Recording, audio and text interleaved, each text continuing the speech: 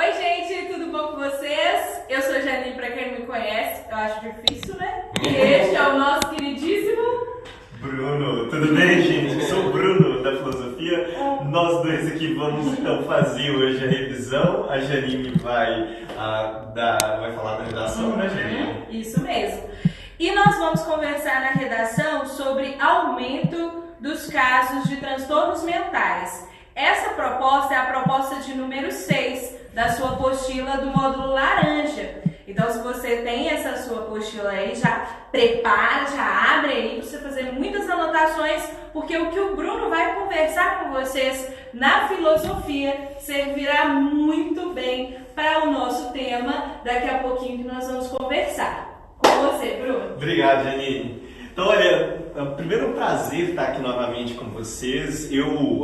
Antes de começar, eu sempre gosto de endereçar cada um de vocês que está aí me ouvindo nesse dia, nessa noite que está fria, está gostosinha, apropriada para a gente sentar agora, bater um papo aqui, falar um pouquinho de filosofia. Eu espero que vocês estejam agora tranquilos em relação ao que está acontecendo, mas se a gente estiver também super preocupado, isso é parte da história, isso é parte de quem a gente é nesse momento.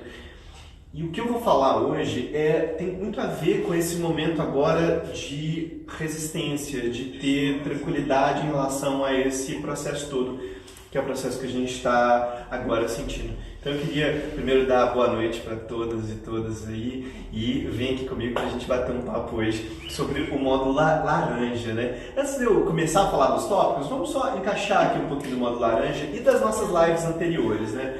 Basicamente, todas as lives que eu fiz antes, ou com a própria Janine, com o Rodrigo, com o Gustavo, todas essas lives, eu estava pensando dentro ali do módulo laranja. Então, aqueles que já viram as minhas aulas no módulo laranja, aqueles que já viram o que eu falei, você puxa com a live que você vai montar exatamente o modelo que é o modelo que o Enem quer de você. Então, o que o módulo laranja diz?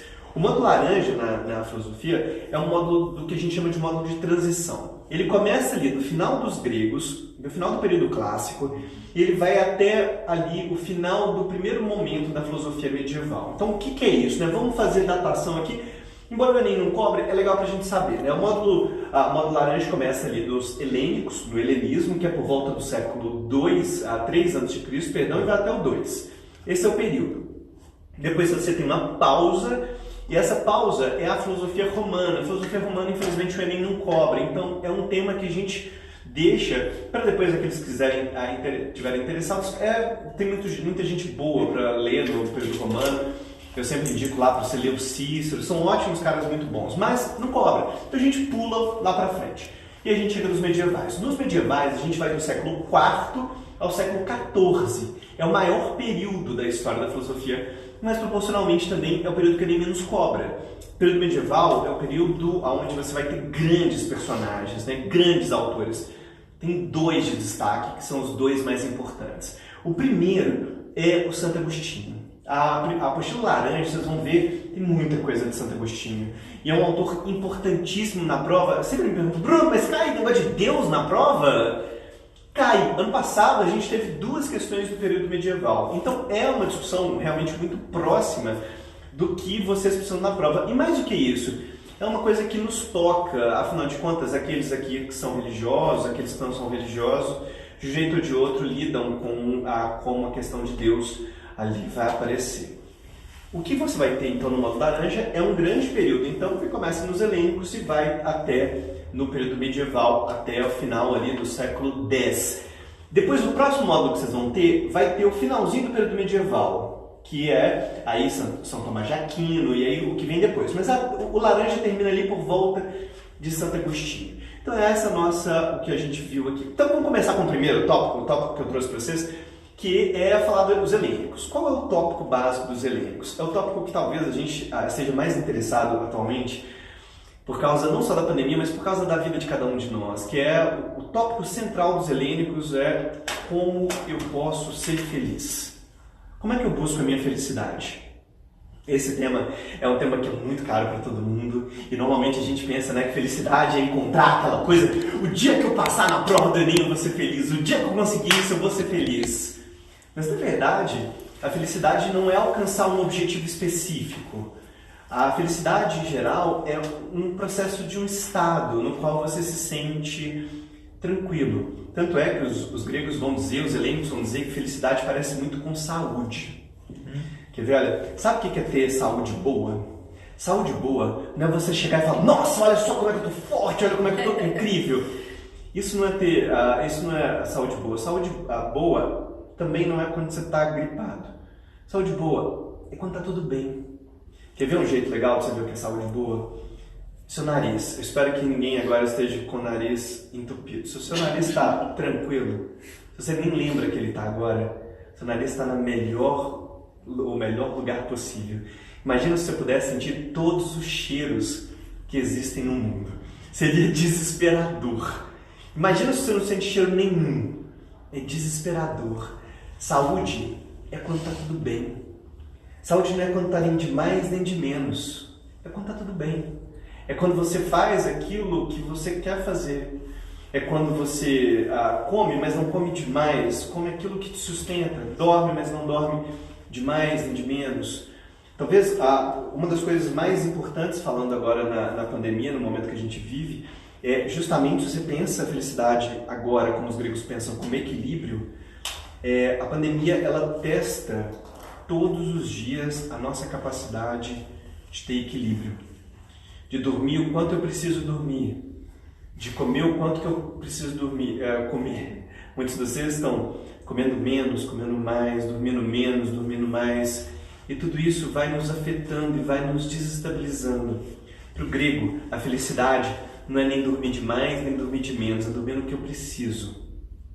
Isso é feliz. Você sabe, inclusive, disso. Quando você dorme de menos, você acorda esquisito. Agora, quando você dorme demais, seu corpo também sabe que está demais. Você sabe que você não acorda legal. Felicidade tem a ver com esse encontro do equilíbrio. E mais do que isso, felicidade tem a ver com descobrir qual é a sua natureza. Você nasceu para fazer o quê? O que você nasceu para fazer?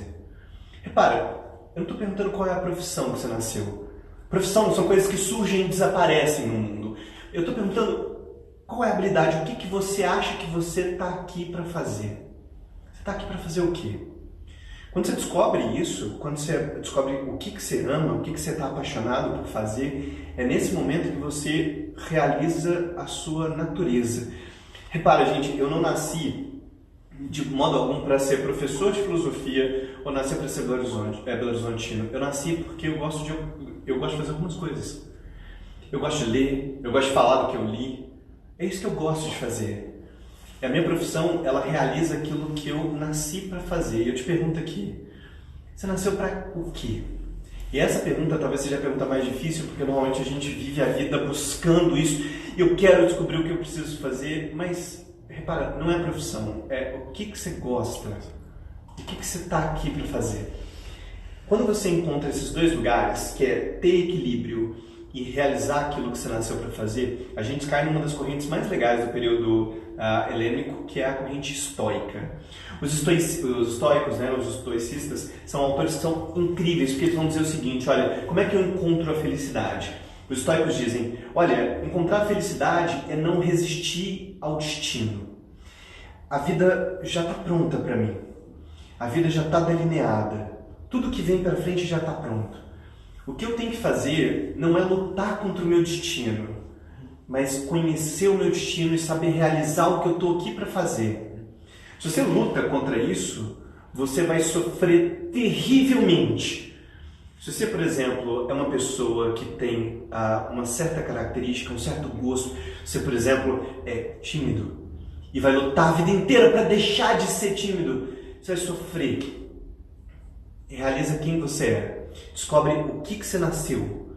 E aí, uma vez que você descobre isso, você precisa seguir esse fluxo. Isso não quer dizer que você vai ficar paralisado. Tem uma metáfora linda que os estoicos dizem sobre a vida, que é o seguinte: como é que eu vou viver minha vida? Eu vou viver minha vida como um arqueiro. O arqueiro tem um alvo lá na frente, ele vai disparando as flechas. Ele vai disparando as flechas. Eu posso treinar a minha vida inteira para disparar a flecha no alvo certinho e entrar no lugar certinho. Mas na hora que eu reteso a flecha e solto, na hora que a flecha sai da minha mão, ela não depende mais de mim.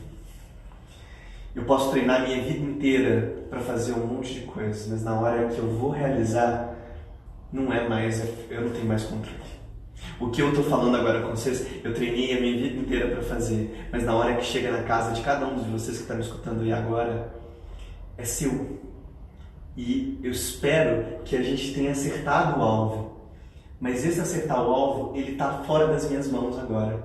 A nossa vida é um constante treinar para tentar fazer o melhor que a gente pode, mas na hora que a flecha sai da sua mão, você não tem mais nada para fazer. Nesse momento que a gente está vivendo, que é o momento da pandemia, a flecha acabou de sair das nossas mãos. Nenhum de nós tem controle da flecha mais. O que a gente pode fazer é se preparar para ter o lugar mais especial da flecha. Mas ela saiu da sua mão agora. Nesse momento, o que você tem que fazer? É continuar treinando para acertar no alvo.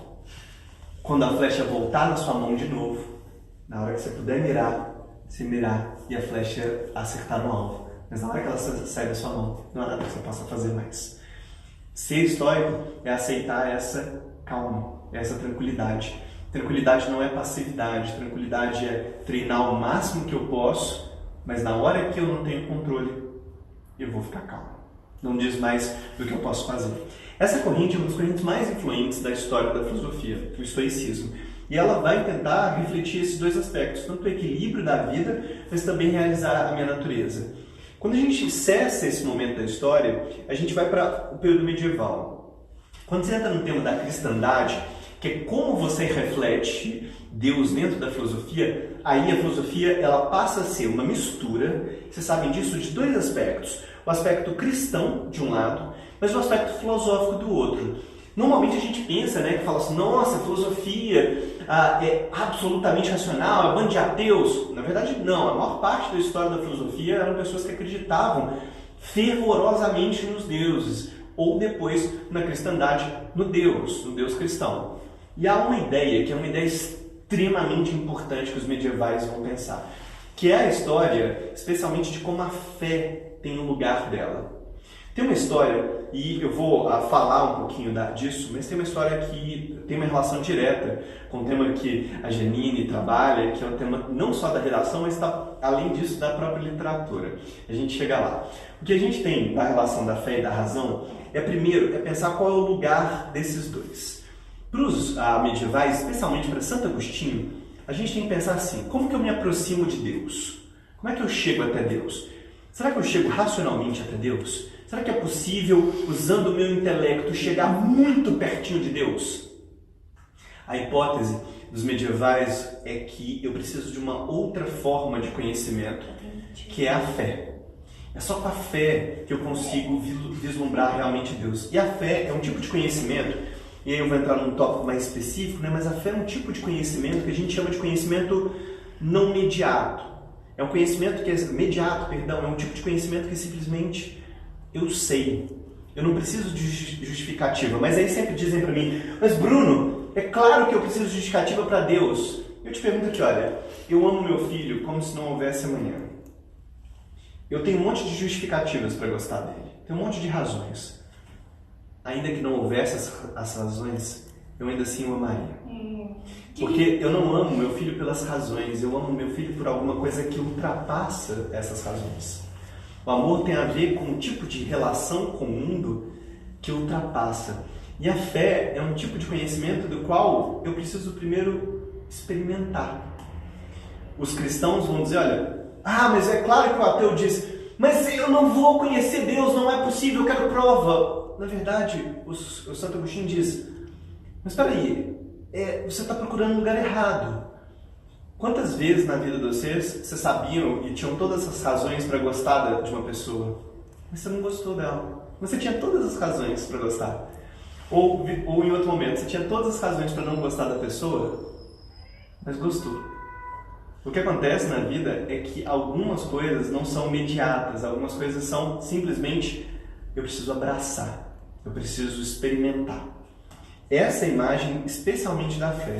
Eu falava da literatura, especialmente, tem um texto muito bonito, é um texto um pouquinho depois de Santo Agostinho na história, que é a história do Dante, a história da Divina Comédia, que é uma história muito bonita, onde você tem o Dante, você tem o Virgílio, dois personagens que vão atravessar o inferno, o purgatório e o paraíso. Dante vai atravessar todo esse período, esse pedaço, para reencontrar o amor da vida dele, que é a Beatriz. Então ele entra e aí no começo ele vai todo racional junto com Virgílio, a razão tá guiando. Aí é incrível, inclusive eu sempre indico a Divina Comédia para quem quiser ler, que é um texto delicioso. O Inferno especialmente é super legal. O Paraíso é menos legal, mas o Inferno é super legal. Entra aí, vem lá, tudo racional, ó, esse aqui é para isso, esse aqui é para isso, esse aqui é para aquilo. Mas quando Dante vai chegando no Paraíso, aí ele fala assim, olha, a razão, que é o Virgílio diz para ele, Dante, quanto mais perto a gente chegar de Deus, menos eu vou poder te ajudar. E aí, em um certo momento, o Virgílio diz, agora eu não posso mais. Quem vai acompanhar o Dante até ele encontrar o amor da vida dele é ali uma outra personagem, que é a fé. A fé vai aproximando até Deus. Mas quando chega até pertinho de Deus, a fé diz assim, vem cá, agora não é eu mais. Quando Dante chega no finalzinho lá do Paraíso, ele reencontra o amor da vida dele, que é a Beatriz. E quem é que conduz até Deus? Não é nem a razão, não é nem a fé. Quem conduz até Deus é o amor. É a possibilidade de ser guiado por um amor completo. E aí a Beatriz conduz, mas o último momento, Dante tem que experimentar Deus, e aí é muito bonito, porque é uma iluminação completa, mas aí quem levou ele até Deus foi o amor. Tem um aspecto muito importante aqui que eu acho muito legal da gente pensar, que é essa relação entre a razão e a fé. Durante o período medieval, o que a gente vai ter é a compreensão de que a razão é uma ferramenta muito importante para conhecer o mundo, mas a fé, ela tem uma força que é completamente diferenciada. A fé nos faz sentir, tal como o amor nos faz sentir, de uma maneira que é completamente diferente de tudo que a gente tem. Combinado? Então é isso. A gente vai ter, então, nesse primeiro momento, a gente vai ter a discussão sobre os helênicos, na nossa revisão. Depois a gente viu os medievais, especialmente na figura de Santo Agostinho, e até ali, por volta do século X, na apostila laranja. E eu aguardo para vocês agora nas próximas lives, mas também, claro, nas próximas apostilas, onde a gente especialmente vai começar a bater um papo sobre política, especialmente. Agora eu vou passar para Janine. Obrigado, gente. Oi, gente, eu tô sem condições.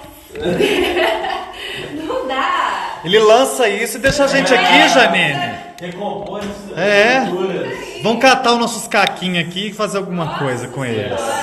Pegar os restos aqui. Oi, gente, nem Bruno. Oi, gente, nós vamos conversar um pouquinho sobre o aumento de transtornos, né, dos casos de transtornos mentais. E eu quero ressaltar aqui para vocês que nesse momento de pandemia, né, o que o Bruno trouxe para a gente foi bem legal em relação aos helênicos, porque nesse momento de pandemia, muitas das vezes a nossa intenção é o quê? Ter controle sobre tudo, né? E sobre todos também, né? Então, o que nos foi dito aqui é que esse controle não tem como. Lembra do arqueiro, né? Quando a flecha vai, o controle aí fica além das nossas mãos. E o que é muito interessante pensar em relação aos transtornos mentais é que quando a gente pensa em depressão, muitas das vezes a gente associa a depressão a transtorno psicológico. Porém, existe também, eu não sei se isso é uma novidade para você, existem dois tipos de depressão: a depressão psicológica e a depressão química.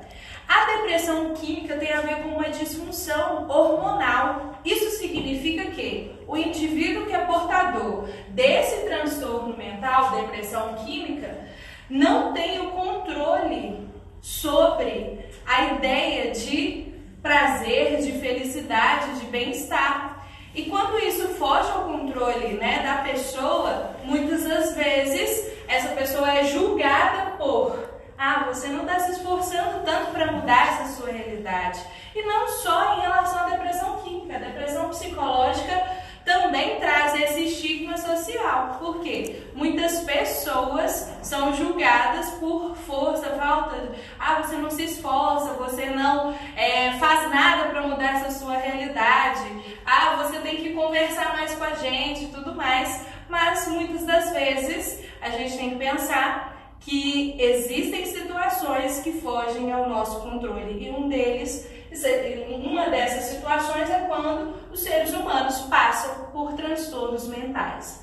Além disso, gostaria de ressaltar para vocês, se vocês não entrarem em contato com esse guia que eu vou indicar, é muito importante vocês acompanharem a ONU News. ONU News é um portal de notícias da ONU. E nesse momento de pandemia é muito interessante a gente pensar nas medidas que são propostas, claro, pela ONU e também pela OMS. Foi divulgado no portal de notícias da ONU um guia publicado pela Organização Mundial da Saúde. Esse guia é um guia de cuidados com a saúde mental no período em que nós passamos pela situação de pandemia da Covid-19. Gente, esse guia, vocês têm que entrar em contato com esse guia. Se você nunca leu, é bem rapidinho, são só 30 recomendações, 2 páginas, rapidinho você acaba com essa leitura. E eu vou falar com vocês, gente, muito importante vocês estarem atualizados, mas uma das recomendações da OMS para justamente evitar a situação de extremo estresse e de evitar também o aumento dos casos de ansiedade generalizada é justamente você selecionar qual é o veículo de comunicação que você quer receber. Você seleciona esse veículo de comunicação que você quer receber notícias relacionadas à atualidade e qual é o horário que você se predispõe a receber essas informações. E, gente, muitas das vezes os algoritmos em redes sociais não nos deixam em paz. Porque quanto mais você rola o seu feed de notícias, por exemplo, do Instagram, do Facebook, quanto mais curte determinadas páginas que noticiam casos, né, aumento de casos da Covid, situação X, Y, Z, coisas, assuntos caóticos, né, que podem provocar em você uma sensação de estresse e também pode contribuir para o aumento do transtorno da ansiedade generalizada, você pode selecionar. Lembra disso, você tem esse controle. Apesar, né, da gente saber que muitas coisas fogem do nosso controle, vou te dar uma dica. O que eu fiz, estava até pensando aqui mais cedo. Gente, selecionar um momento para você entrar em contato com notícias, para você evitar essa sensação de caos interno, né? Além disso, existe um outro transtorno mental que muitas das vezes as pessoas não conversam sobre, que é a síndrome de burnout, provocado pelo excesso de trabalho e excesso de cobrança no ambiente de trabalho. Gente, no momento de pandemia, a cobrança em relação à alta produtividade, pensando no contexto de casa dos profissionais, os profissionais estão trabalhando dentro de casa. E eles precisam manter uma produtividade, aqueles que podem, é claro, são muito cobrados por isso. Então existe uma preocupação também no nosso órgão mundial da saúde, a OMS, em relação ao aumento desses casos de síndrome de burnout. Belezinha. Gente, esse foi um tema que a gente já conversou em uma de nossas aulas. Mas eu quero te lembrar em relação à teoria. No módulo laranja, a gente conversou sobre introdução. Toda vez que você vai abordar determinado assunto, você precisa introduzi-lo, né? O Bruno introduz aqui. Boa noite, gente. A gente já chora. Gente, é importante você lembrar que você prepara o terreno do seu interlocutor. Você apresenta uma contextualização. Se você é esperto, já anotou aí, falou assim, professor, eu quero citar a Divina Comédia, eu quero citar o período dos helênicos, eu quero citar fé e razão em relação a essa questão aqui. Pode fazer isso? Pode. Por exemplo, como é que você associa a questão da fé e razão, vamos pensar assim, em relação aos transtornos mentais? Gente, muitas das vezes, as pessoas que passam por situações permanentes ou temporárias de transtornos mentais, muitas das vezes elas são julgadas por não ter fé em Deus demais. Se eu não creio em Deus demais, significa que é essa razão, é esse o motivo, seria essa a causa de eu ter depressão, por exemplo. É muito importante você lembrar também que muitas das vezes existe a negligência em relação ao tratamento, né? Ora um pouquinho aí, reza um pouquinho que vai dar tudo certo. Gente, no caso da depressão química, por exemplo, o tratamento é com remédios mesmo, porque falta um hormônio ali e essa pessoa precisa produzi-lo por meio do método indutivo. Então é importante você levantar essa questão também, se você quiser. Agora, o que é muito importante e é o que eu tenho batido na tecla sempre. Gente, vai discutir determinado tema, pesquisa. Não tem como você discutir determinado tema sem saber sobre. E além disso, você precisa se posicionar. Como é que você se posiciona frente a determinada questão, se você a desconhece? Então é importante vocês lembrarem disso. Vai se posicionar, você pode se posicionar de duas formas. Você pode, no Enem, se posicionar de maneira genérica, mostrando uma tese, um ponto de vista, a sua perspectiva a respeito de determinado tema, de maneira a apresentar uma tese que dá para todo e qualquer tema. Por exemplo, o que seria um ponto de vista em relação ao aumento dos casos de transtornos mentais? É necessário intervir nessa situação. Geral demais, né? Geralzão. Professora, eu vou ganhar mais pontos ou menos pontos se eu apresentar o genérico ou específico? Não. Você apresentou uma posição, pelo menos de que é necessário fazer alguma coisa para amenizar, para reduzir o aumento dos casos de transtornos mentais. Eu espero que você não seja a favor do aumento, né? Porque é um pouco complicado.